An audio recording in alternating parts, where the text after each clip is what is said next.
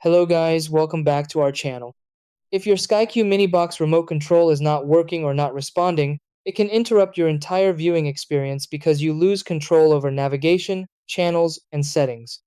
What makes this issue confusing is that sometimes the remote looks completely fine, but the box simply doesn't react to any button presses. This can happen due to pairing issues, battery problems, signal interference, or temporary glitches in the system. Instead of assuming the remote is faulty, it's important to go through a few simple checks in the correct order. Most of the time, the fix is quick and doesn't require replacing anything. In this video, I'll guide you through the exact steps to get your SkyQ Mini Box remote working smoothly again. Try these. 1. Replace the batteries with new ones and ensure correct placement. 2. Restart your SkyQ Mini Box by unplugging it and plugging it back in. 3.